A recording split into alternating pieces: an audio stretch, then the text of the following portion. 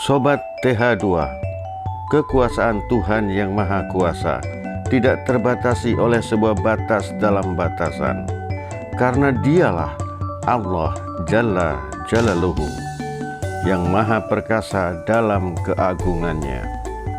Ketika Dia mencipta, tak pernah sia-sia, apapun saja akan selalu menjadi mata rantai manfaat.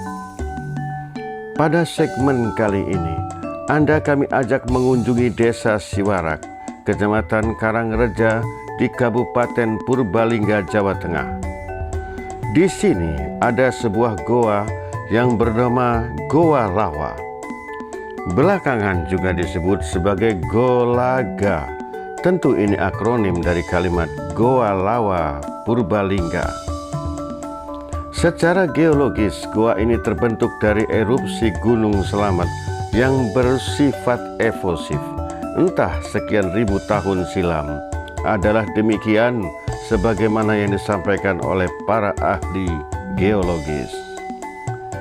Di hamparan halaman yang rindang hijau tanaman dengan hiasan beraneka ragam bunga-bunga, Goa Lawa ini menjadi destinasi wisata yang dikelola oleh Pemda Kabupaten Purbalingga. Berbagai fasilitas pun telah dibangun. Ini tentu untuk kenyamanan wisatawan yang akan berkunjung.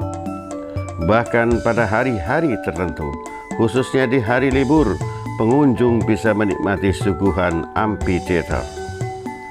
Jika di halaman luas itu kita melihat bangunan yang atapnya nyaris berbentuk bundar, maka itu adalah sebuah ventilasi udara yang langsung masuk ke dalam ruangan Goa Lawa. Sehingga demikian, udara di dalam goa tidak pengap, bahkan sejuk karena adanya semilir angin.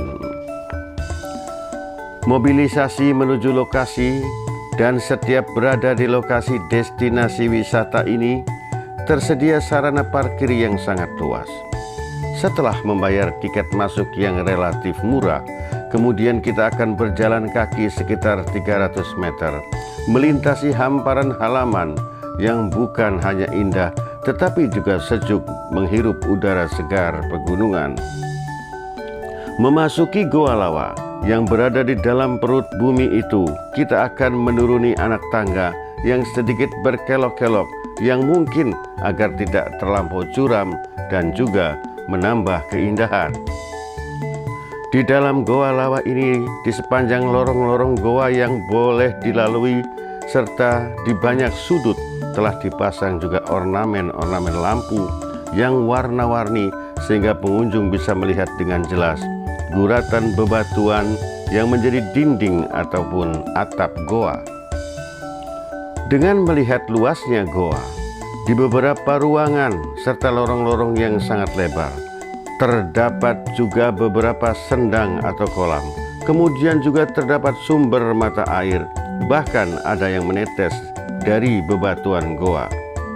Kemudian terdapat pula adanya ventilasi udara di beberapa titik. Ini semua cukup memberi gambaran bahwa di goa ini aman, nyaman, dan layak menjadi sebuah hunian pada masa lalu. Maka inilah kisah yang melatar belakangi adanya kehidupan masyarakat di masa lalu.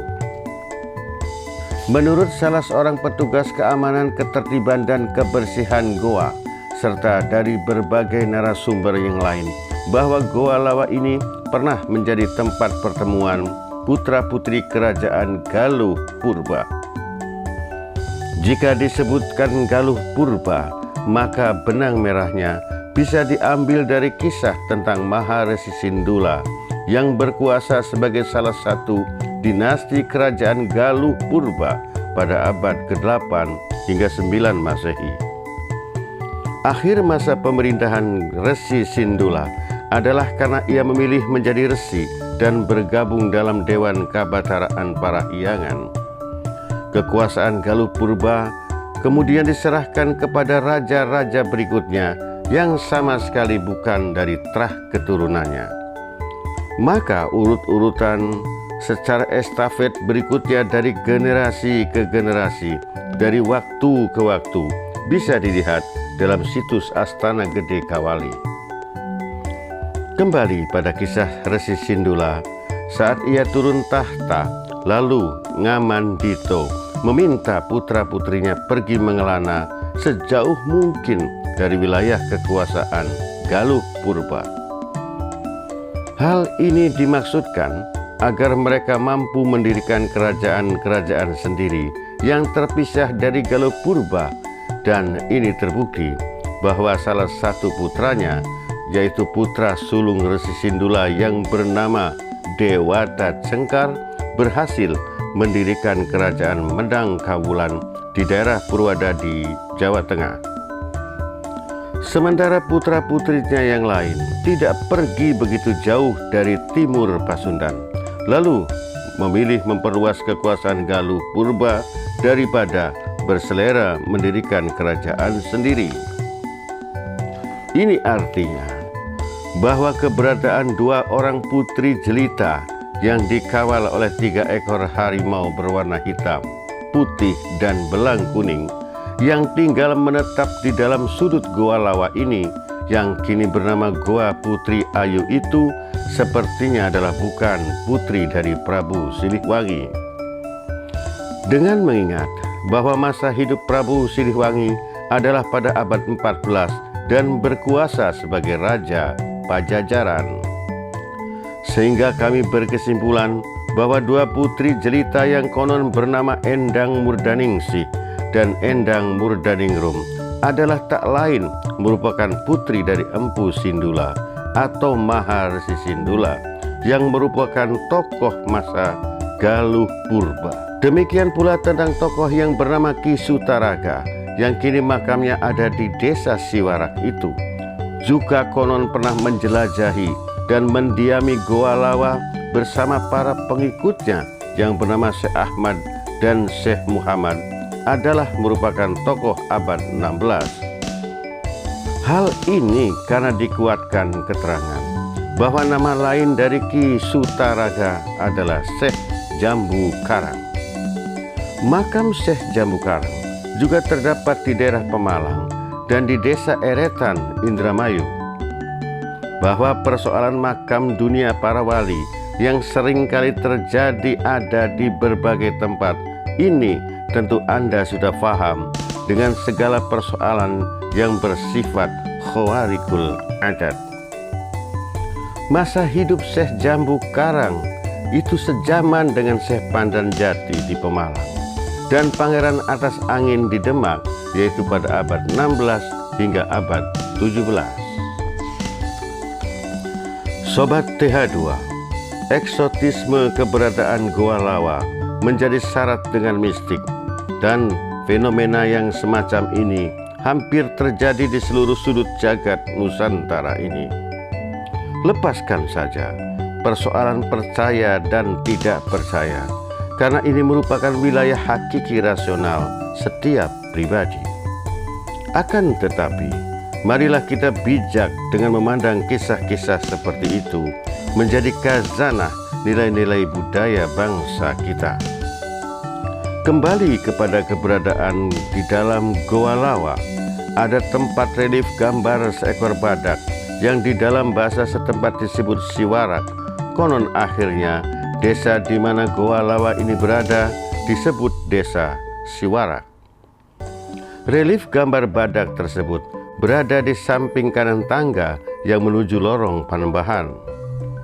Bahwa dulu kala pernah ada badak yang masuk ke dalam Goa Lawa mungkin saja terjadi, sehingga di arah pintu Goa Lawa, bagian arah keluar pintu, ada sebuah goa yang diberi nama Gupak Siwarak atau Kubangan Badak. Di dalam Goa Lawa ini pula terdapat ruang yang cukup lebar yang disebut Balai Pertemuan Agung. Konon ini merupakan tempat pertemuan tokoh-tokoh besar. Ada pula Sendang Derajat yang airnya jernih dan diyakini sebagai obat berbagai macam penyakit sampai memperbaiki derajat. Ada pula Sendang Kumala yang merupakan tempat mandi dan persemadian semacam Tirta Kamandanu bagi dua putri jelita yang mendiami Gua Putri Ayu. Di dalam Goa Lawa ini pula terdapat goa yang disebut Goa Cepet, bahwa penamaan Cepet dari penuturan warga setempat adalah nama hantu yang berwujud seperti manusia namun berwajah menyeramkan. Konon pada suatu waktu ada seorang wanita warga desa yang awalnya masuk ke dalam Gua Putri Ayu untuk mandi, tiba-tiba menghilang hingga beberapa hari. Akhirnya masyarakat desa mencari keberadaan di mana wanita tersebut berada. Mereka beramai-ramai menyisir lorong demi lorong setiap goa yang berada di dalam Goa Lawa tersebut. Dan ternyata akhirnya ditemukanlah wanita itu sedang berada di lorong sebuah goa di sebelah Gua Putri Ayu.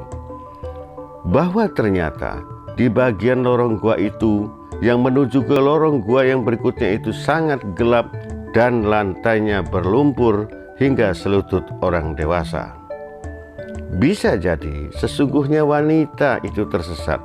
Namun ada juga yang mengatakan bahwa wanita itu dibawa oleh Cepet, yaitu hantu yang seperti manusia yang menyeramkan itu.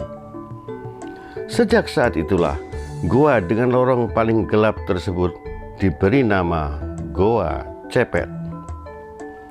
Entahlah sejak kapan tiba-tiba Goa Cepet dikenal sebagai tempat untuk melakukan pemujaan bagi orang-orang yang menginginkan jalan pintas pesugihan.